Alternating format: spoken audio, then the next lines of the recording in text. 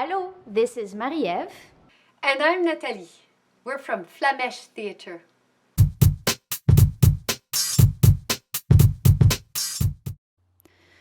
All right, here we are on the mat at the workstation. Here's my little Red Riding Hood puppet. It's a simple puppet, which I've shown you in the previous video. And now we're going to make another puppet, and I want to make my big bad wolf puppet. This one will be a bit different and more complex because it will be articulated. What is that? So first you need, of course, your eternal cardboard. Here I'm using Reese Puffs, trusty Reese Puffs. I want to make a puppet that this time is a bit bigger than Little Red Riding Hood because the wolf should be a bit scary, a bit bigger. So my hand, maybe a bit bigger than my hand. I also need to decide what is he going to look like. So in this case, I like this drawing because he's in the action. And I need to think, what articulation do I want to move? So do I want the arm to move like he's running there?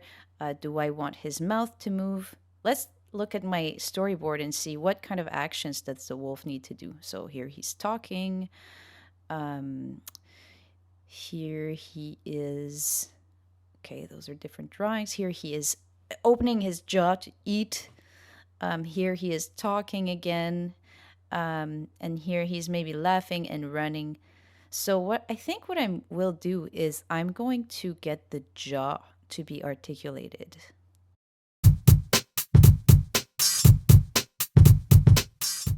So go ahead and draw.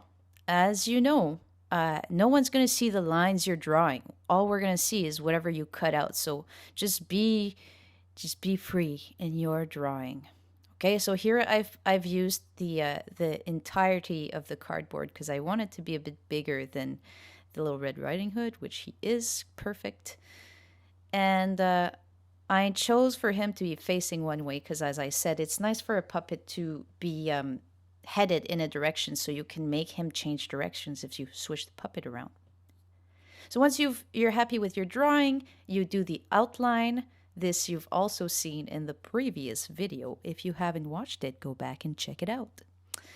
Here's my outline. I really like my drawing. The sharp edges make him a bit scary. I think it's good.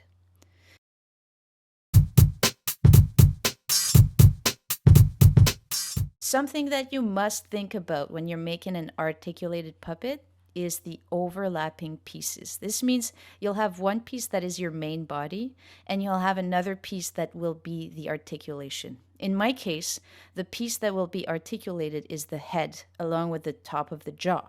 Okay, so the bottom jaw will be part of the main body. So what you see here is me drawing the piece that I will need to be cutting out with the main body. So there will be a second piece once I've cut out the main body.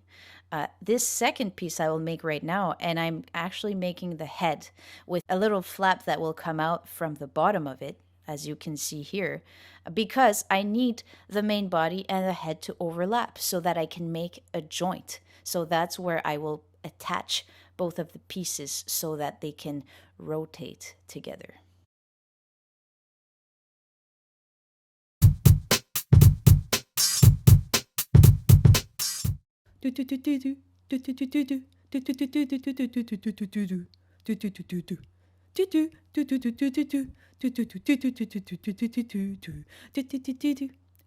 Okay. So here I am making it clearer that I want to cut my main body here because I had actually just done my drawing without thinking about it. So now I need to cut that piece. I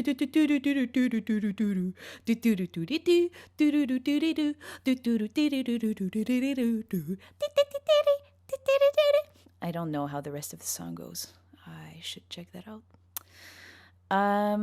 Okay, so now do your X-Acto jobs once you've done your scissor jobs. And now once you're happy with your main body, perfect.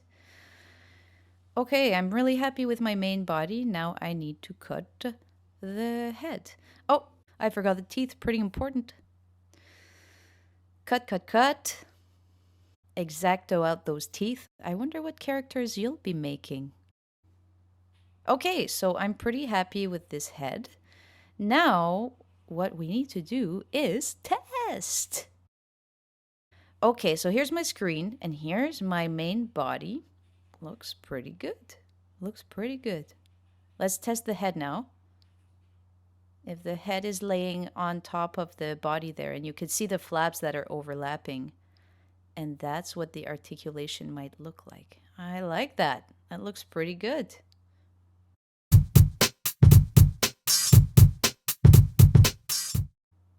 All right, so now what you see me doing is adding some details because I wanted to see the hand, for example. And what I'm doing is I'm taking out thin pieces of cardboard, which I've shown you in the previous video, to make lines appear on the body. So now let's work on the articulation of the main body. You'll need a hole puncher. And you'll punch a hole right there, not too close to the edge. You want your flap to be kind of generous because that piece will be in movement a lot and you want it to be strong. Okay, so now for the head, I have a few details I want to put in. I'm going to cut out a nose, which you'll see later is really useful. I want eyes as well. I want them to look kind of scary, so I'm going to use a peculiar method, which you'll recognize from last video. Here I'm using tape for the eyes of the wolf. So I'm putting tape there because I'm going to actually draw the eyes instead of cutting them out. So they're red and I put a slit there to make it scary. I think that's going to look great on the screen. Okay, so now you need to punch a hole in that the piece of that articulation. So just check, align with your fingers, see if that makes sense wherever you've put it. Punch the hole. And now, how you're going to assemble those two pieces together is by using a paper fastener. So you've probably seen them using duotangs, and they're great for shadow puppets as well.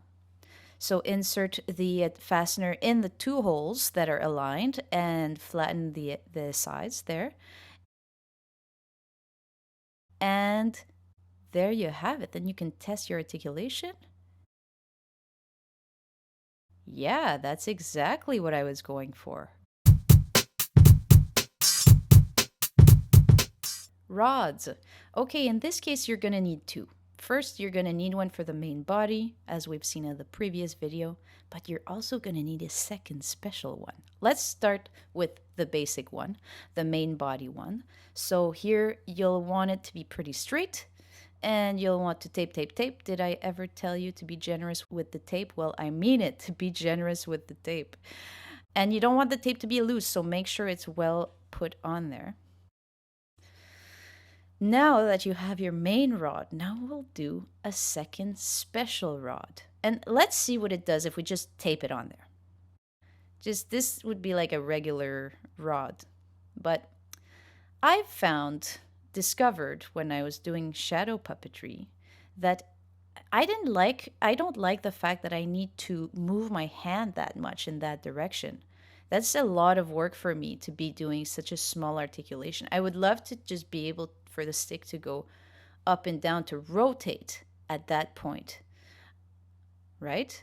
So I'm going to show you how to make a special rotating rod. Okay, so you're going to need a piece of wire. I got this at, dollar store, but you could also use your twist ties that you get from bread. And what you do is you want to fold it in half, and you want to have a little loop at the top there. So I'm twisting it so that I have a little loop at the top and I have a long neck at the bottom that will allow me to attach this piece to the neck there, to my rod, to the top of my rod. So once you've aligned those pieces there, you can kind of twist your wire around the rod if you have enough. And in whatever case, now you're going to tape it. Tape it. So you want your tape to be really tight around the neck. Don't just put a lot of it. Loose tape is the worst. So make sure it's pretty tight.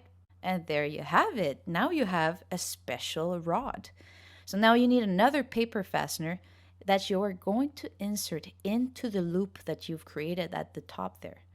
And how convenient I put a hole for my nose. I should have thought of that before, but I'm just going to use my nose for fastening this rod to the puppet. So here I am using the paper fastener. So once I've attached the paper fastener with the rod, with the puppet, then I can check if it actually works the way I had planned. So what's cool about this rod is that it allows the articulation to move very freely. So I don't have to move that much. I just have to get the rod to go up and down, and it actually moves in the way that I want it to. So this is great. Let's go test it on the screen. Da, da, da, da, da. Here's my wolf. Oh yeah. Check the mouth, the jaw. Ow, ow, ow. Ow, ow, ow. Ah, ha, ha, ha, ha, ha. Ow, ow. That works pretty good.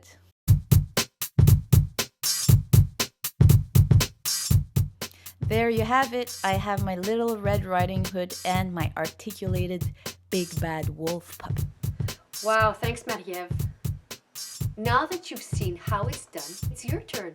Use your storyboard to figure out which puppet to make first and set yourself up with materials and get to work. Tigidoo.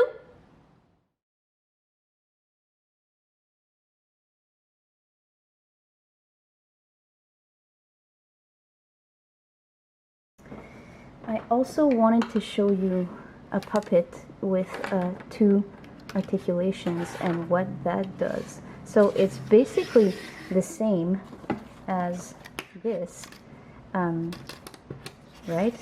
Only this has like this floating piece.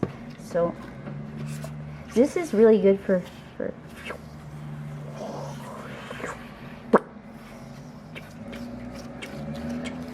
so it's really good for any kind of extension motion. So if you would want to do something that's that's walking. So it's 3 pieces, right? You have your main body, which has this fixed stick, and then you have your floater piece, and then your final piece, which is another fixed stick. So the moving part is this one, whereas in this one, the moving part is this thing, which rotates. There you go.